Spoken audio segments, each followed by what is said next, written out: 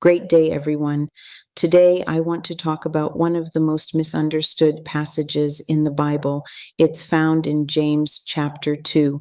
And if I had to summarize it in one sentence, it would be this: faith leaves footprints. A lot of people say they have faith, but James asks a deeper question. Can your faith be seen? Not your words, not your church attendance, not your social media posts. Can your faith be seen in the way you live? James says, faith without works is dead. Now let's clear something up immediately. James is not saying that works save us. He's saying that genuine faith produces evidence. Think about it this way.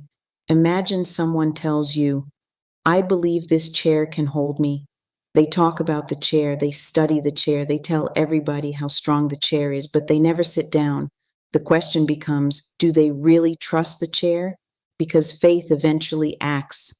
Faith eventually moves. Faith eventually responds.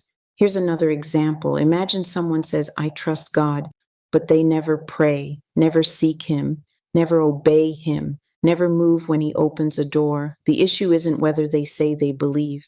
The issue is whether their actions agree with their words. James is teaching us that faith is more than agreement.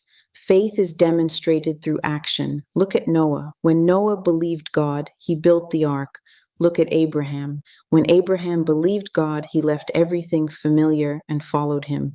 Look at Rahab.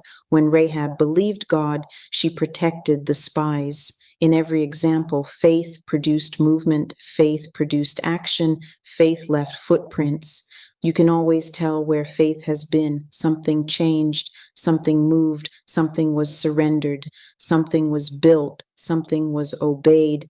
And that's where many believers struggle. They say, I have faith, but their actions tell a different story. They believe God can restore relationships, but refuse to forgive.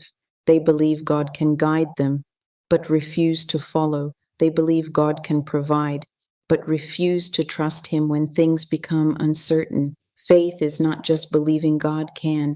Faith is acting as though God will. Now let's make this practical. Suppose someone says, I believe exercise works, but they never exercise. What do their actions reveal? Or someone says, I believe saving money is important, but never saves. What do their actions reveal? The same principle applies spiritually. Our actions reveal what we truly believe.